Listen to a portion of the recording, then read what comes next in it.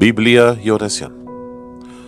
Hagámonos partícipes del proyecto de la misericordia de Jesús, un espacio diario donde nos encontramos para leer, meditar y orar la palabra de Dios. Y de esta manera vamos transformando la ciudad. Escuchemos.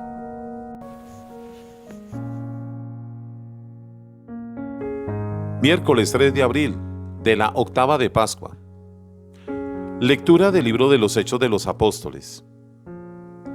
En aquellos días Pedro y Juan subían al templo, a la oración de la hora nona, cuando vieron traer a cuestas a un lisiado de nacimiento.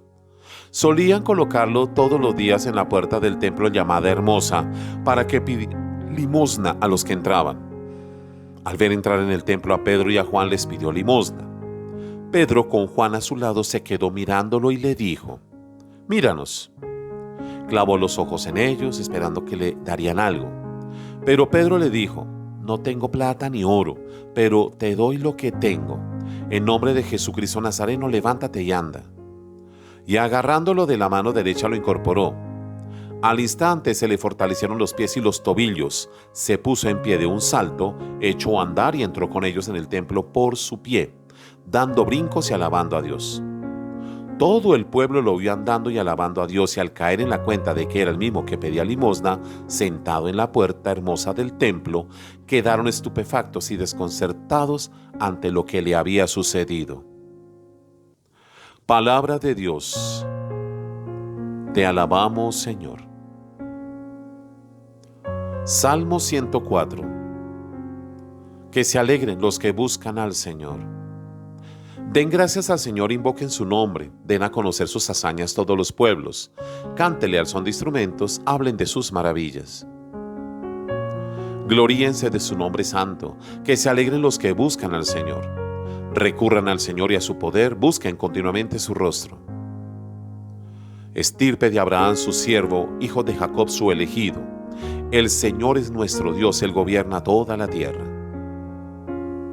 Se acuerda de su alianza eternamente, de la palabra dada por 1000 generaciones, de la alianza sellada con Abraham, del juramento hecho a Isaac.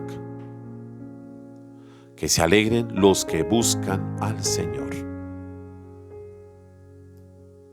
Del Santo Evangelio según San Lucas, capítulo 24, versículo 13 al 35. Aquel mismo día, el primero de la semana, 2 de los discípulos de Jesús iban caminando a una población llamada Emaús, distante de Jerusalén unos 70 estadios. Iban conversando entre ellos de todo lo que había sucedido. Mientras conversaban y discutían, Jesús en persona se acercó y se puso a caminar con ellos. Pero sus ojos no eran capaces de reconocerlo. Y él les dijo: «¿Qué conversación es esa que traen mientras van de camino?». Ellos se detuvieron con aire entristecido, y uno de ellos, que se llamaba Cleofás, le respondió: «¿Eres tú el único forastero en Jerusalén que no sabe lo que ha pasado estos días?». Y él les dijo: «¿Qué?». Ellos le contestaron: «Lo de Jesús el Nazareno, que fue un profeta poderoso en obras y palabras ante Dios y ante todo el pueblo. Cómo lo entregaron los sumos sacerdotes y nuestros jefes para que lo condenaran a muerte y lo crucificaron. Nosotros esperábamos que él iba a liberar a Israel, pero en todo esto ya estamos en el tercer día desde que esto sucedió. Es verdad que algunas mujeres de nuestro grupo nos han sobresaltado, pues habiendo ido muy de mañana al sepulcro y no habiendo encontrado su cuerpo, vinieron diciendo que incluso habían visto una aparición de ángeles que dicen que está vivo. Algunos de los nuestros fueron también al sepulcro y lo encontraron como habían dicho las mujeres, pero a él no lo vieron». Entonces él les dijo: «Qué necios y torpes son para creer lo que dijeron los profetas. ¿No era necesario que el Mesías padeciera esto y entrara así en su gloria?». Y comenzando por Moisés y siguiendo por todos los profetas, les explicó lo que se refería a él en todas las escrituras. Llegaron cerca de la población a donde iban, y él simuló que iba a seguir caminando, pero ellos lo apremiaron diciendo: «Quédate con nosotros porque atardece y el día va de caída». Y entró para quedarse con ellos. Sentado a la mesa con ellos, tomó el pan, pronunció la bendición, lo partió y se lo iba dando. A ellos se les abrieron los ojos y lo reconocieron. Pero él desapareció de su vista. Y se dijeron el uno al otro: ¿no ardía nuestro corazón mientras nos hablaba por el camino y nos explicaba las escrituras? Y levantándose en aquel momento se volvieron a Jerusalén, donde encontraron reunidos a los 11 con sus compañeros que estaban diciendo: era verdad, ha resucitado el Señor y se ha aparecido a Simón. Y ellos contaron lo que les había pasado por el camino y cómo lo habían reconocido al partir el pan. Palabra del Señor. Gloria a ti, Señor Jesús. Nos encontramos con el relato de la primera lectura, donde hay una escena muy viva y también llena de contrastes. Un hombre raquítico, con los huesos entumecidos, la masa muscular totalmente perdida, sin poderse mover desde el nacimiento, una persona paralítica, podríamos decir hoy, y que no le permite llevar una vida con dignidad. Lo interesante es que él se acerca creyendo que el sentido de su vida consiste en solamente recoger limosna, recoger dinero. Y por eso acuden a Pedro y a Juan. Sin embargo, estos dos apóstoles le dicen claramente: mira, nosotros no tenemos ni oro ni plata, solamente podemos darte el don de Jesús resucitado y vivo. Y Él es el que te dará la capacidad de levantarte, es decir, resucitar. Y de esta manera entrar al templo a relacionarse con Dios y con los demás. Fíjense que el resultado de todo este milagro está en la alegría, la alabanza y la admiración. A veces es probable que algunos nos quedemos solamente con milagros o simplemente con ayudas económicas de los demás, pero no vemos una perspectiva hacia el futuro y en nombre de Dios, pues salir adelante. Hoy nos encontramos con el famoso relato de los discípulos de Emaús, que seguramente muchas veces hemos escuchado. Y encontramos que el relato presenta 4 partes muy importantes. La primera parte la hallamos donde los discípulos vienen como entristecidos y se encuentran con un forastero que no lo identifican quién es. La tristeza y el desconsuelo de ellos se da porque tenían la esperanza de la liberación de Israel, tenían la esperanza del Mesías, pero expresan que lo condenaron a muerte, lo perdieron, lo han crucificado. Con desconsuelo también relatan ellos que algunos de los mismos discípulos fueron al sepulcro y el relato termina diciendo que no lo vieron. Hay un desconsuelo total. Muchas veces nosotros en la vida andamos en desconsuelo, en tristeza, como ayer escuchábamos de María Magdalena llorando. Nos confundimos fácilmente y entonces con desconsuelo transmitimos un Dios que no está vivo. La verdad es que muchas veces pasa la Pascua de Resurrección, pero nos cuesta a muchos cristianos expresar la alegría, expresar una alabanza que nazca del corazón y que se proyecte por la boca.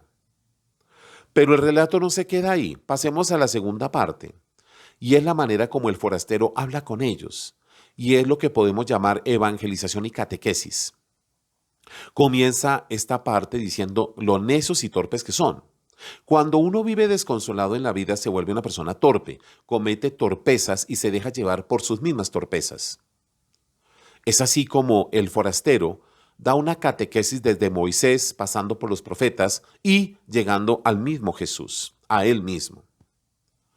Aquí podemos ver qué tan útil es la evangelización y la catequesis. Por eso no rehuyamos de ella. Creemos que no la sabemos todas, pero no es verdad. No sabemos todo y necesitamos conocer más de Dios para así de esa manera no solamente enseñar, sino también con nuestra vida llevar una espiritualidad profunda. La tercera parte del relato es cuando el forastero hace que va a seguir delante, caminando, va a pasar de largo, pero ellos sienten algo. Y es así como lo invitan a quedarse. Quédate con nosotros porque atardece y el día va de caída. Es así como el Señor entra y se sienta con ellos a la mesa. Tal vez les trajo el recuerdo, les empezó a recordar a ellos lo que antes de la crucifixión Jesús hacía con ellos. Siempre se sentaba a la mesa, compartía con ellos y es en la mesa donde Él se descubre, donde Él se autorrevela a estos discípulos, pero ya de una manera nueva, resucitada. Por eso la expresión de ellos, ¿no ardía nuestro corazón mientras nos hablaba por el camino y nos explicaba las Escrituras? ¿Qué tan importante es que nosotros muchas veces tengamos muy presente la mesa eucarística, la mesa de la palabra? Cuando asistimos al templo nos encontramos con estos dos lugares claves en nuestra celebración, la mesa de la palabra y la mesa eucarística, pero más que verlas es participar de ellas, es recibir su cuerpo y su sangre, porque es que allí es donde reconocemos al Señor. La cuarta y última parte del relato es la forma como ellos salen y se van nuevamente a donde están reunidos los 11, en Jerusalén, y comienzan a compartir la experiencia. Cuando uno se alimenta de Cristo, cuando se alimenta de la Eucaristía, cuando se alimenta de su palabra, uno siente el impulso de salir y predicar, sin fanatismos religiosos, pero sí con un testimonio de vida que el Señor está resucitado. Cristo ha resucitado. Resucitemos con Él, porque lo hemos reconocido al partir el pan.